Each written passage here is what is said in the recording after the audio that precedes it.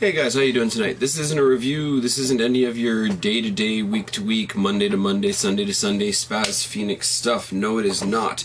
This... Let me get my drink. This is a video I've been planning to do for a long time. It's not the big surprise booking video that I have for you guys in December. That is coming later in December. It's coming closer to Christmas time.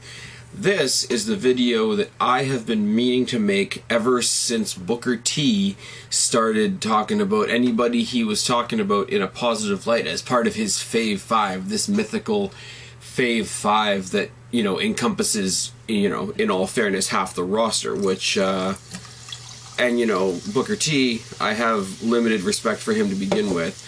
But if you got a Fave 5 that includes everybody, if anybody can get in, then nobody's really special, are they? Now, I figured I would put together an actual Fave 5. Now, two things I'm going to say, or actually no, a couple things I'm going to say before I start this video. First of all, people that aren't on this list does not necessarily mean I disrespect them. It just, you know, point of a Fave 5 is to pick your cream of the crop of who you like and who you really hold near and dear in that little wrestling part of your heart, doesn't it? And it's a good thing to keep a bearing on. And I think what I'm going to do from now on when it comes to pay-per-views and even the Monday Night Raws and the specials and all that sort of thing is I'm going to kind of leave a little spot at the end for you know, little update. This is how my Fave 5 is doing. You know, kind of like a, I don't know, you know, guys out there that do the fantasy football and such and so forth that I have no interest in whatsoever. The next thing is nobody that I mention in this video is going to surprise anybody that has watched any of my videos. I'm pretty transparent about who I want to see on my screen and who I think is pretty damn useless. And the third thing, and you know, not that I don't owe you guys, you know, a lot of thanks for everything that you guys do for me on this channel, you know, including recently reaching my first 100 subs. I think we're now sitting at 105, which is still amazing. I was just approved for a Google AdSense account, and we'll see how that goes, but that's not anything to do with me. That's all on you guys. That is all the support that you guys give me. It is tremendous. No way I can thank you guys, clearly.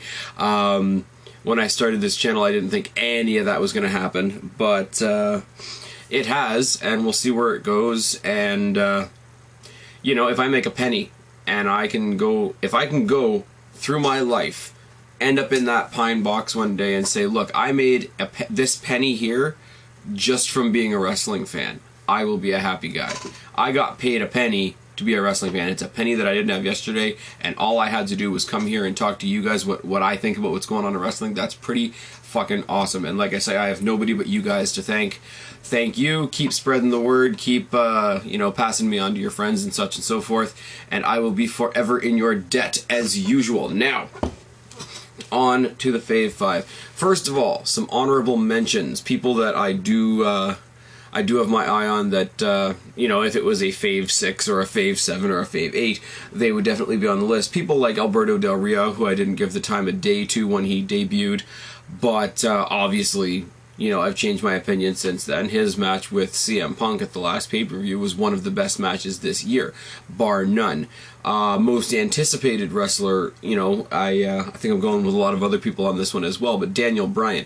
Daniel Bryan hasn't had that breakthrough moment yet, so I can't comment on what he can do, because I, who haven't followed him in the minor leagues, I haven't seen it. I can see it in him, but I haven't had a chance to see it yet, which is very, very unfortunate.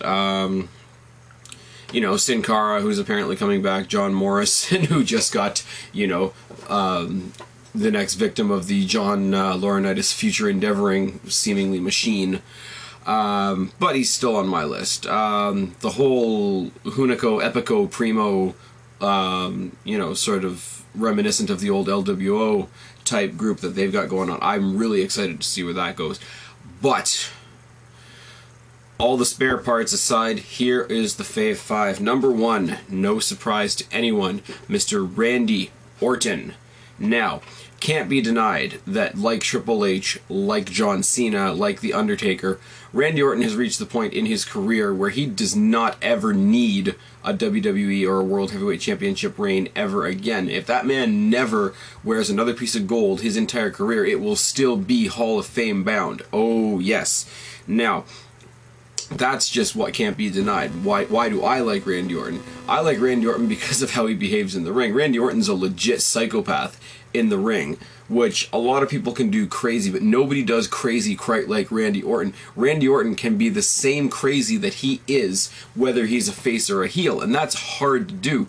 Not only that, but his craziness literally translates into his body language when he's in the ring. The way he whips and riles around that ring like he is a legit viper, like he is a legit animal, a legit snake, is something that we don't see out of anybody else in the WWE. It's very, very unique to Randy Orton.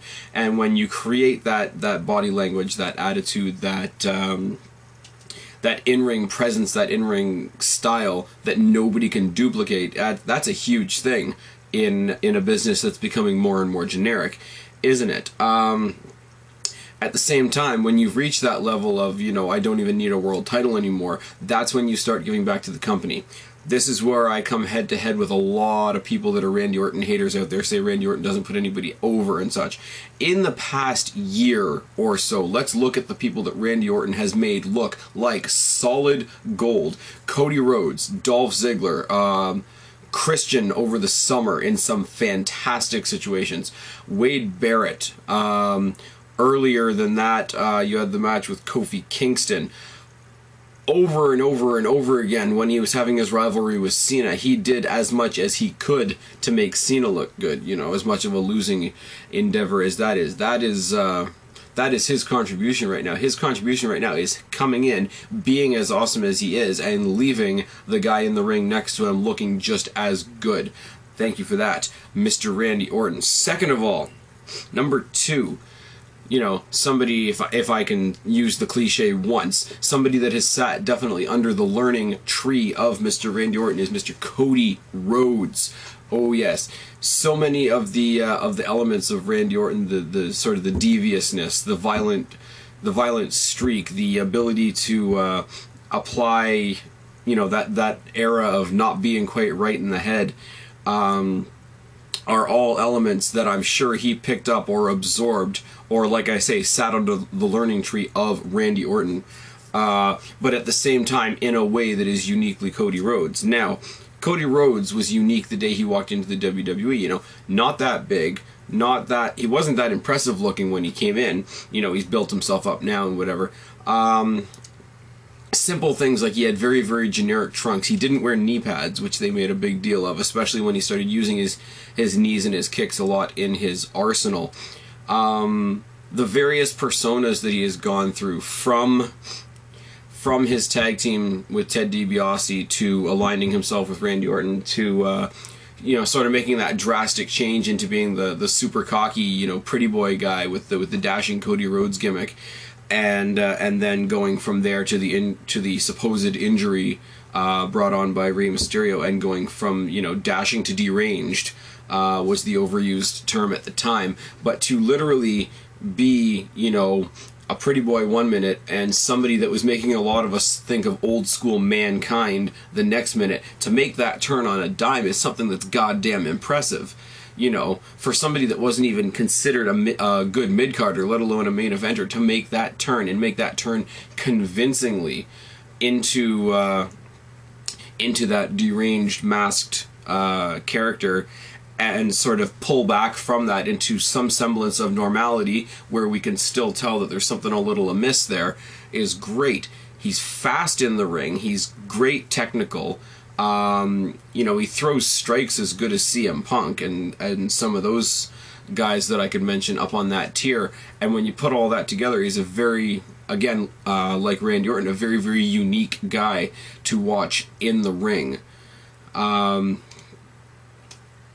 Yeah, I think that's all I have to say about Cody Rhodes right now. Excellent guy. Like I've said in past videos, if he is not a world champion by the end of 2012, I will be very, very surprised. I would love to see a good, strong rivalry between him and somebody like CM Punk. I think that would be friggin' incredible.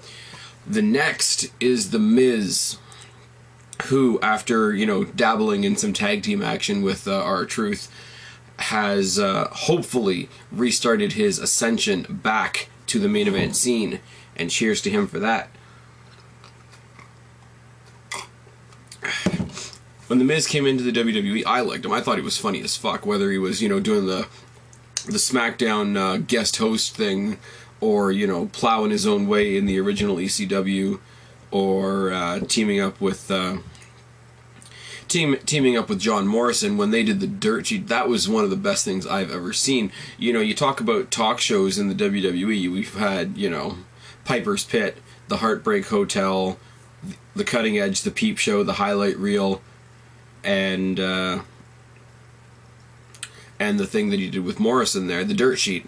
One of the things that made watching things on YouTube, going to WWE.com for specific video features that weren't featured on television, made that a big thing, along with, you know, Crime Time doing Word Up and Santino doing Santino's Casa, even though that was really, really lame. But they were sort of at the forefront of diverting that attention from the television to the internet, and WWE has them to thank for that, even if they never, ever, ever give them the credit for it. Reminds me a lot, and a lot of people I like in wrestling these days, I like because I see older wrestlers in them, and I'm going to tell you right now, that's going to be the theme for a lot of the rest of this video. Reminds me a lot of Jericho in a lot of different ways. Super cocky, super, like, smarmy, almost, you know, superiority complex / you know, sleazy car salesman in equal measure. And that's how I see Jericho, and that's how I see The Miz as well. You know, that element that that they're not the biggest dog in the fight. They're not, you know, they don't look like they just came out of a steroid factory. They don't look like they've spent, you know, they're in good enough shape, but they don't look like they've spent 110 hours in the gym. They don't look like they're chiseled out of stone. They're a little more, you know, real, if I can put it that way. And, you know, they walk into the WWE and look at the big guys like Batista, like John Cena, like, you know, anybody that with that superhero image that Vince McMahon seems to love, and says, I'm not, and they basically walk in there with the attitude of, I'm not like you, and I'm going to win anyway, and you're going to have to deal with that. That is a lot of the, it's never really said like that, but that's a lot of the element that I loved about Chris Jericho. And I see a lot of Chris Jericho in The Miz. The Miz, and again I get repetitive because I've made this point before, The Miz, in his first WrestleMania main event, sat in the main event with the main face of the company, John Cena, and The Rock, one of the biggest names in pro wrestling of all time, and did not look a lick out of place. If that doesn't indicate to you that he has big things in his future, or should have big things right now, I really don't know what else I can tell you about The Miz. Now, one of them... And, do I have anything else to say about The Miz? No, I don't. Dolph Ziggler. Now, one of the biggest debates I have on Facebook on a weekly or bi-weekly basis is, who does Dolph Ziggler remind you of? And I think I will break it down like this. Dolph Ziggler is the charisma of Shawn Michaels, the intensity of Badass Billy Gunn, and the execution of Mr. Perfect. Everything he does, even the simple brawling, like sort of brutal striking type stuff that he does in the ring, is beautifully fluid, and there's not, you know, as far as his performance and execution in the ring, there's not a hair out of place. You cannot question his charisma. You cannot question, you know, the limited chance that WWE has given him on the mic, that if they gave him the mic and let him go with it, he could carry it as well as anybody else. One of the most anticipated moments in wrestling yet to happen, you know, right up there with JR getting rid of Michael Cole and Cena being fired and us getting a real WWE title again, is Dolph Ziggler getting rid of Vicky Guerrero. But Conversely, Dolph Ziggler has made Vicky Guerrero on our television screens bearable. If Vicky Guerrero was only managing Jack Swagger, I tell you right now, every time Jack Swagger had a match, I would have no problem leaving the room. And when Jack Swagger does have a singles match, I do leave the room. I will tell you that. And this is a shot to right to Deluxe Man. You don't like me talking about the Divas matches as a piss break. Right now they are not. Right now Jack Swagger and Vicky Guerrero plastered across my television screen is my piss break. I don't care if Bret Hart comes out of retirement for one more match. If it's against Dolph Ziggler, I'm taking a piss. I am downing this and going for a piss because they are fucking useless. Dolph Ziggler right now is the one that makes Vicky Guerrero bearable, and the moment that he leaves her is one of the most anticipated moments to come in the WWE. It has to be said. He needs to shed her and the US title, and he will be on a rocket to the moon, and he will have a world title. Like I said, much like I said about Cody Rhodes, he will have a world championship by the end of 2012. I guarantee it. Yeah, he had the world title for like what, an hour when he had his rivalry with Edge, and there was a whole bunch of Vicky Guerrero in that, and there was a whole bunch of bullshit in that. So I really don't count that. It's like, for the integrity of the world championship, I don't like to admit that Jack Swagger ever held it. Right now, if Dolph Ziggler wins the world title right now, it'll be his first real reign, and I hope it lasts a long time. I really, really do. Dolph Ziggler has taken the ball and ran with it. He has gone. My favorite matchup this year to watch repetitively has been Dolph Ziggler versus John Morrison.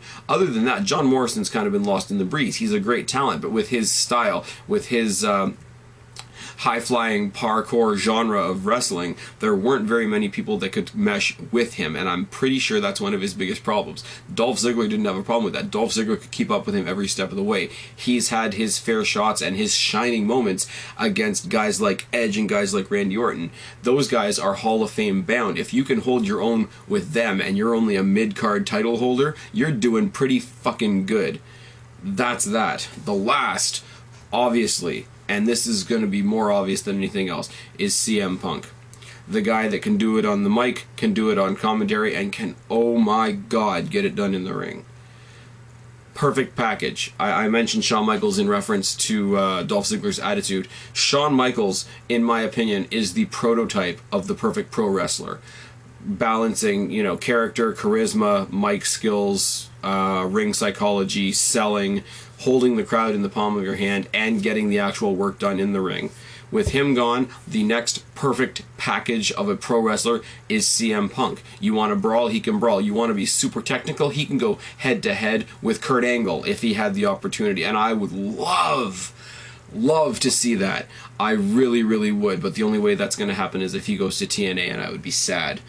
But like I said, you want to brawl, he can brawl. You want to go technically, he can go technically. He can high fly to a certain extent. Like he's no luchador, he's no Evan Bourne, he's no AJ Styles, he's no Jeff Hardy or anything like that in that regard. But he can high fly when he needs to, and he's a great striker. And when he strikes, when you get a strike, or when the guy that you're watching in the ring takes a strike from CM Punk, it's a manly strike.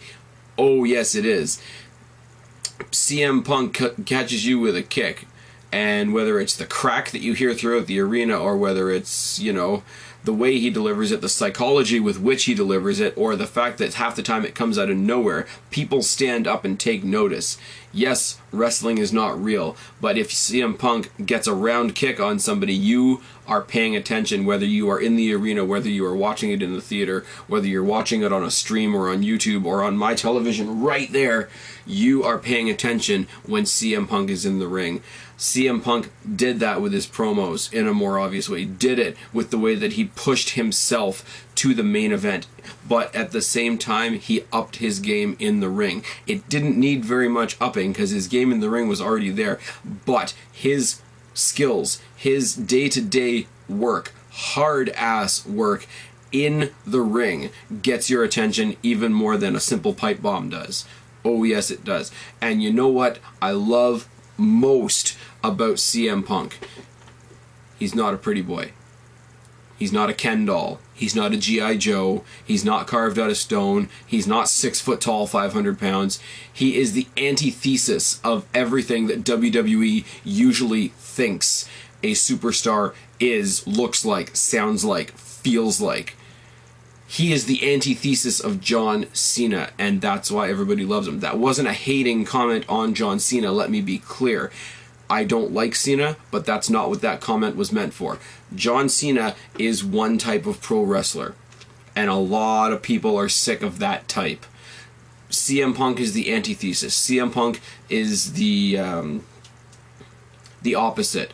CM Punk is the silent personification of everything that long-term wrestling fans want to see. They want to see somebody that's going to get their attention in the ring. If you can get my attention in the ring with what you're doing in the ring, with the work you do from bell to bell, then yes, pick up a microphone and talk all you want. You want to get in the boss's face, you want to get in Vince McMahon, John Laurinaitis, you know, Linda McMahon, Stephanie McMahon's face, you want to get in Triple H's face, whatever, with the pipe bombs and with the promos and all that sort of thing, you can do it. I will give you my viewing time to do it if you've earned the right to do it with what you can do in the ring. And CM Punk has done that. CM Punk tops this list along with great company. Dolph Ziggler, The Miz, Randy Orton, and Cody Rhodes. Hell, if you were doing Survivor Series for next year, there's a team you want to watch and you don't even care.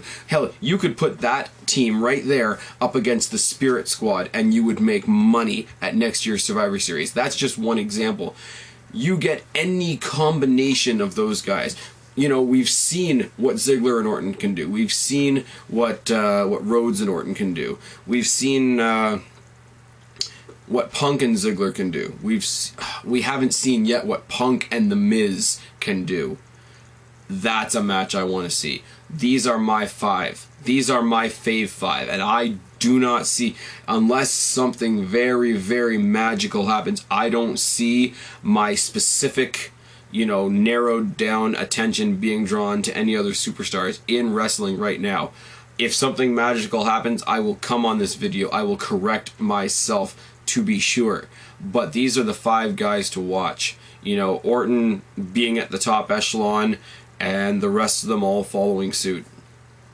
Now, take a page out of my buddy Tom, my buddy Kid of Wrestling's playbook. I've given you my fave 5. Now I'm leaving it in your laps. I don't just want... Okay, you can leave a message at the bottom. You can let me know if you agree with what I've said or not. What I really, really want from all of you guys in this video, make me a video response, start a conversation like I always say.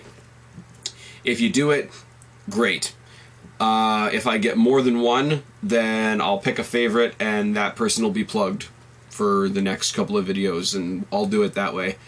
But I've spoken enough. It's 1:45 in the morning. I would like to go to bed. I've got the rest of my weekend to get to. I'm sure you guys do too. I don't know when this video is actually going to be popping up, so you could be watching this on a Saturday afternoon saying, what the fuck are you talking about? Why are you tired? But, you know, that's the magic of having a tricky computer. Anyways, I've been Spaz. Subscribe up there, talk down there, start a conversation, leave me your video response. Don't be a stranger, and I will talk to all of you guys later. Bye.